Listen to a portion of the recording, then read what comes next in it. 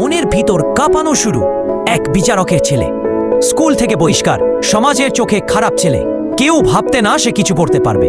সে নিজেই হয়ে দাঁড়াল অন্যায়ের বিরুদ্ধে সবচেয়ে বড় বিচারক। সাবস্ক্রাইব বলার জায়গা।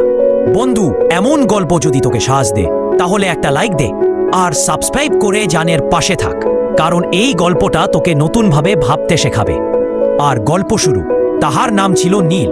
বাবা ছিলেন জজ সাহেব, কিন্তু নীল ছিল একদম অন্যরকম। রাগী, একটু উদ্দণ্ড, নিজের মত চলা ছেলে। স্কুলে একবার ভুল অভিযোগে দোষী ধরা পড়েছে। বন্ধুর ভুল কাজের জন্য সেও বহিষ্কার হয়।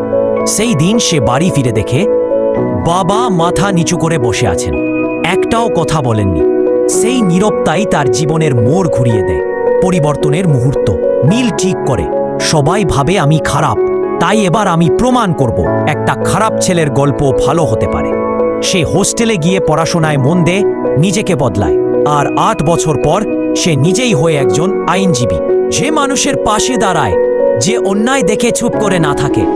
একদিন তার বাবার শেষ মামলার রায় দিতে হয় তাকে। বাবা তখন অবসরে। নীল দাঁড়িয়ে বলে, আজ আমি রায় দিচ্ছি। এই চেয়ার আমার বাবার নীরব চোখ থেকে পাওয়া।